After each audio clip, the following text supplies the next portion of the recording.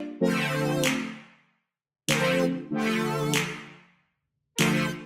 friends, hello, hi, how are you? I hope you guys are having an amazing day today. Hello. So, hi, candle of the day today is champagne toast, a good old-fashioned classic. And today, we are going to be talking about brands that are shady. I've been noticing a lot of, I feel like tomfoolery is a great word, of brands going on in the beauty community lately, of like just brands doing shady stuff. Like, what are you doing? And I kind of just wanted to talk about it in a collective video. I didn't feel like any one of these instances was insane enough. Well, one of them is, but I didn't feel like any one of these instances was crazy enough to like really talk about in a full-on video. And also, in a couple of the things I'm going to talk about today, other creators have already made videos on the topic, and I will link those videos down below because that's how I found out about them, and I think they're very interesting. But with that being said, let's just get started. I think for some reason, 2020 has been starting off in like a really weird way. There's just a weird energy around this year. I don't know if I'm crazy or if I'm just like going through it, but there's like a weird energy surrounding 2020, particularly with makeup brands. I feel like so many weird things have already happened. So let's talk about it. So the very first thing I want to talk about is Anastasia Beverly Hills. If you had asked me this time last year, my absolute all-time favorite brand of all time that I'm obsessed with and I like stan, it would be Anastasia Beverly Hills. I loved them. I thought they were such a great brand, and over this past year, their credibility for me has just gone out the window. I did a video titled The Fall of Anastasia Beverly Hills that I think is pretty much sums up how I feel about like a lot of the stuff they did last year, but this new thing puts them at a very new low for me, and I'm very disappointed. So Anastasia Beverly Hills, it kind of got leaked that they were doing a collaboration with Roden & Fields. I believe I'm saying that right. I haven't heard of this particular brand before. So it came out that Roden & Fields is actually considered an MLM, which is a multi-level marketing scheme. If you don't know what MLMs are, kind of a brief overview would basically be that to be in an MLM and to be an employee of an MLM, you buy stock from that brand and then you try to resell it to people in your life, in your community. And really the big reason that people make money and that people are actually successful doing these schemes is because they get other people to sign up under them. They get other people to buy stock and buy inventory for themselves. And then it kind of goes from there. So the more people you have under you that are buying stock and, you know, doing all that, you get money from them doing that. And that's how you actually make money. Nobody actually makes money selling these types of products. It's estimated with this specific brand that only 2 to 3% of people actually see any sort of real profit, and 61% of people who buy this stock to resell don't make any profit, don't make back a single dime of what they had. And some MLMs are even worse. There's things like Beachbody On Demand. There's like LuLaRoe is the huge one. There's a channel called Kiki Chanel who I really like, who has a lot of really, really good informative videos on MLMs, and I'll link her channel down below. You can kind of see. Pretty sure she has a whole playlist of MLM videos, and she breaks it down way more in depth than I'm going to in this video. But basically, MLMs are legal pyramid schemes. They're legal scams. I know a lot of people feel very strongly about MLMs, and I know a lot of people really adamantly defend them, especially if you're in one. However, statistically, if we're talking purely like take all of the emotions out of it, statistically, even if you, a person watching this, have been successful with an MLM, statistically, most of the other people that are trying to do it with you have not been successful with it. And that's just a fact. So again, I know people get very heated, but I personally think they're very predatory. They're very scammy. They tend to target like moms, stay-at-home moms, because they're like, oh, make this extra income while you're staying at home, and you can build a community of friends because you're alone and you're isolated with just your kids. And like, they really, really prey on people who are vulnerable. And also some of the marketing techniques that I've seen be used are really scamming me. Like, I've seen people legitimately post like, oh my God, my grandpa just died, but you know, he loved my essential oils that I sell through this brand. So if you want to support my grandpa who died, literally these posts I've seen on like my personal Facebook along with other people's like reposting them. So it's really scammy. It's really predatory. The way they try to get people is pretty gross. And I think it's something that I really strongly disagree with, especially now because so much attention has been brought to it and because so many people are aware of how kind of scammy this whole thing is. And especially even like 2 years ago, I remember a girl messaged me and was like, I have this jewelry company that I'm running, and it was when I had like 4,000 subscribers. She's like, I have a jewelry company that I'm running, and I would love to send you some of the jewelry and you can talk about it. And I got the jewelry and it was cute. I was like, okay. Didn't do any research because I'm an idiot. And especially back then, I didn't like think about any of that stuff. And then now later, this last like year, I'll get random comments on that video of people being like, that's an MLM. And I look it up and I'm like, oh, that's an MLM. So I actually ended up privating the video because I was so like, I was like embarrassed that I didn't do my due diligence and proper research. And I think a lot of that was because I was a small channel. I didn't understand any sort of influence that I had as a small channel. And that was also kind of a learning experience for me of like, I need to be doing research into this. So that's why I'm very critical now of Anastasia Beverly Hills, because I think ABH is very well aware of their influence. They've won awards for their eyeshadow palettes. I mean, you want to look at a large platform. Norvina tweeted out that they were doing a PR search, and it basically shut down makeup Twitter for like 3 weeks because it was completely flooded with the ABH PR list and getting on the list. Like, that's how crazy everything got. It got insane. So they know that they have a decent amount of influence and a decent amount of people watching what they're doing and looking to them. They have a platform, right? And so I think it's really frustrating to see them do this collaboration. So they collabed on like a brow beauty box with this brand. It was an exclusive thing, and there was immediate outcry. I mean, people were really, really angry. And I think rightfully so. I mean, it's a pretty shady thing to do, to partner with an MLM when you know how much damage they actually cause people. So for Anastasia to collaborate with them and in a way endorse them as legitimate is pretty gross. Norvina put out a statement and she basically was like, we're not going to be going forward with anything with them. We have to fulfill these orders that we currently have, but we're not going forward with any collaboration with them. This was a test run. I don't want to say lie because I don't want to be liable for anything, but this collaboration was always supposed to be a limited edition run. It was always supposed to be just a short, small run of products. And once it sold out, they weren't going to be collaborating again. They had no interest in collaborating again. It was sold as a limited edition item sort of thing.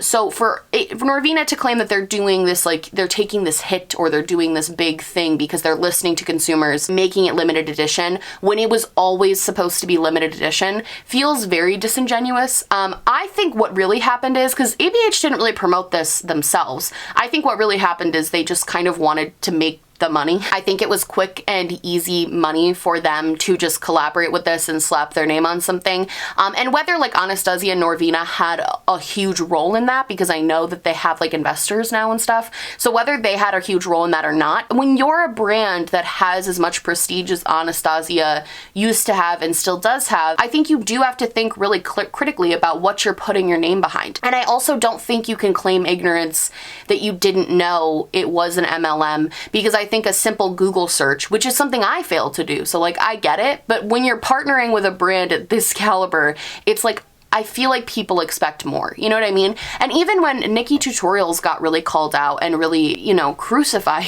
honestly, for talking, she just mentioned like an essential oil in a video that she liked, and people were like, that's an MLM, and she got, and I didn't necessarily, it's a hard line, because I do think that you have, as a person with a platform, you have to do your due diligence, and I think you have to kind of know what you might be promoting. However, I do think like offhand comments like that happen. Sometimes you're just like, hey, I like this, and it ends up being a scandal, you know what I mean? I think for ABH to have to go through the process that they went through with everything that goes into collaborations, like, you know, contracts and everything that had to go through with this to make this collaboration happen, everything that had to go into that, there was plenty of time to do a Google search of, is this company legit? So I do think they knew. I don't think they thought they would get as much public outcry from it as they ended up getting. Obviously, I think if they thought that, they wouldn't have done it. But I do think it's sketchy. While I'm not saying, oh my God, cancel Anastasia Beverly Hills, canceled, they're over, I think it's important that we continue to hold brands accountable when they do things that we as a community disagree with. And I think while there's going to be some outliers, I do think as a community as a whole, we do disagree with MLMs. We do disagree with predatory marketing and scamming, but especially it really hits women. So I do think it's important that we called them out. I'm glad that our stance has kind of been made clear, maybe to other brands. Do I think Anastasia actually like listen to consumers and change? No, I don't really think that. However, also there was probably a lot of contracts and stuff that they just couldn't break in order to pull out. So even if they did want to do right by the consumer and stop the production of these, probably legally they couldn't. It's just kind of one of those things where I feel like now we're made aware, now they know, and now other brands know. So now it's really going to be difficult for brands to plead ignorance, which I think is kind of great, a step in the right direction. So the next brand I want to talk about is actually, I don't know, it's technically Storybook Cosmetics, but it's also Boxycharm. So a creator, let me look up her name so I don't get this wrong. I watched a video by the Not So Evil stepmother who talked about Storybook Cosmetics kind of exposing Boxycharm, and I'll link the video down below so you can get the entire gist. But I do want to say I think this is like probably the shadiest thing I've ever seen. I've known that Boxycharm does some shady stuff. I remember talking about the Better Than Sex mascara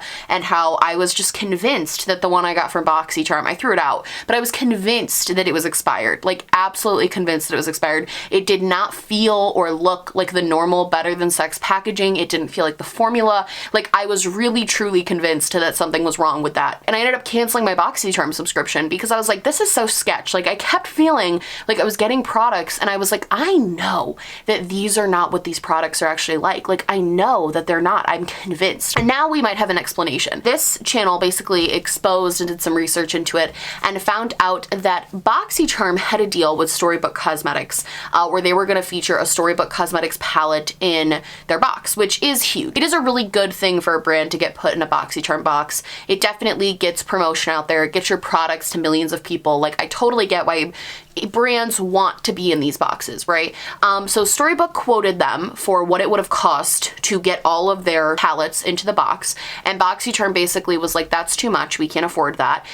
So normally you would think they would just move on to another brand that maybe they could afford, do like, you know, the ethically correct thing, and they didn't do that. They basically said, we will pay for the packaging components. This is nuts that this is happening. They basically said, we will pay for the, this is all alleged by the way, just to cover myself. They basically said, we will pay for the packaging that you have this palette in. We'll pay for the components in the packaging, and we have our own lab, and they will recreate your palette in our lab, and then we will sell that. So we'll just be paying for the packaging, but it'll still look like your brand and your brand name, which I don't know why any brand would agree to do this. Not even just because it's like, oh, it's a cheaper made formula, so it's worse. But wouldn't you want your consumers to be trying your formula? Like, even if this other formula is fine, wouldn't you still want them to know exactly what your formula is like? So if they do buy other products, there's not these crazy inconsistencies. So I find it really sus that Storybook Cosmetics would do this in the first place. It definitely seems very shady. And it makes me question, especially, I got Boxycharm for almost 2 years, and it really does make me question, was I getting legitimate products or was I getting dupes and not being told? It would be completely different if they were like, hey guys, this is a dupe product. Like, it would be completely different. Nobody would probably buy it and people would probably be pretty over it, but it would be different if they were informing their consumers that what they were buying wasn't the true product that they were getting. But instead, they're trying to convince people that what they're putting in their box, you assume it's the product from the brand. I'm wondering if maybe somewhere in some sort of small print they have something, because this has to be illegal, right? This is false advertising. This is, you know, this has to be illegal, right? Claiming that it's something that it's not, it has to be. So I'm wondering if there's some sort of, like, in their terms of service, there's some that makes it so that they are technically telling people that maybe they're getting duping products or fake products or products not from the actual brand. But I highly doubt that. I think people would have found out about this sooner. And the only reason this is being exposed is because Storybook Cosmetics screwed over another box brand, another box company, and basically just didn't send the products they were supposed to send to this smaller box. We don't really know who it is. The video didn't make it clear, just for legal reasons. reasons, but there's only a few beauty boxes, so I kind of have my suspicions of whose box got screwed over. But Storybook was supposed to send a bunch of products to this other box, and they just didn't. People at this other smaller box company had already paid for all of the product, and Storybook withheld their payment for a really, really long time and kind of played a game with their money, which is so shady to me. And honestly, this whole thing, I have 2 Storybook cosmetics palettes. I'm looking at them right now. I only use them for decoration because they're adorable and I don't want to get rid of them because of that. But this turns me off 100% to the brand, because the fact that they were willing to scam people who were getting their palettes in a Boxycharm for a money grab, basically scammed everybody who got that box and were complicit in scamming everybody who got that box, really grosses me out. And I feel the same way about Boxycharm. The fact that they've possibly done this with multiple products at this point, this idea that, especially when I was getting the box and millions of other people get this box, that they might have been getting something that's not the legitimate product that they thought it was. It just seems really gross. I'm wondering if there's going to be any sort of like legal action or legal cases happening with this, because this definitely seems illegal.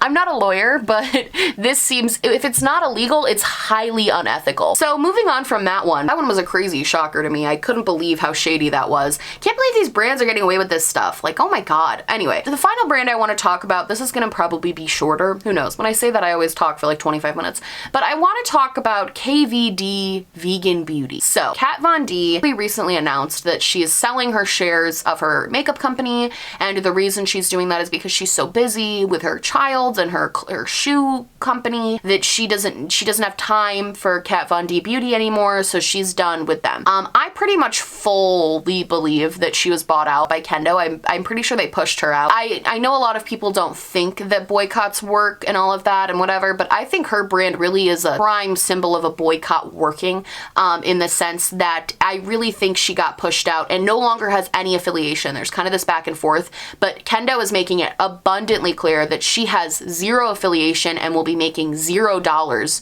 going forward off of Kat Von D Beauty, which I don't think you would make that clear if it was a really easy split and everybody was like wanted to be out. And now Kat Von D is trying to say that the reason she left was because it was just such a toxic community and all of that, which is like, whatever. I don't care anymore. I hope she just kind of like vaccinates her child and moves on with her life. So now Kat Von D Beauty is rebranding to KVD Vegan Beauty. And I know what you're thinking. You're probably like, oh, so they're still using her name? That's kind of weird, like shady. Oh, no, no, no, no.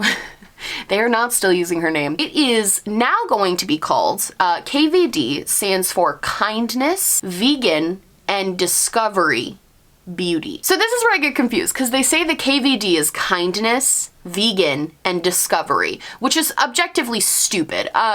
Like, it's objectively dumb. But especially when their name as a like company is Kendo. So they could have just done Kendo, Vegan, Discovery, whatever. But the name as they have it spelled out right now is Kindness, Vegan, Discovery, Vegan Beauty. They're like all those vegans that really just want to tell you that they're vegan. No shade to my vegan friends. I respect you and I love you. I just think optics wise, it's a very weird move. I understand why they wanted to keep the KVD, because it would be very complicated to do an entire rebrand. And a lot of people might not know that they changed the name and everything. So if you go and search like Kat Von D Beauty and it no longer exists, people aren't going to know. I understand why they want to keep that link. I get it. But the fact that somebody in a marketing department somewhere was like, I have it. Kindness, Vegan Beauty that loves discovery. That's the pitch. Like the fact that that got approved through all the levels of marketing that you have to like get things. The fact that they had time to figure this out, and it's just it's a horrible name. I will say, and this is kind of again where it's like holding brands accountable and letting brands know what we think and all of that thing. I almost think that a lot of people have been asking, like, Hannah, will you buy from Kat Von D? Sorry, Kindness, Vegan, Discovery, Vegan Beauty again? My answer is probably yes.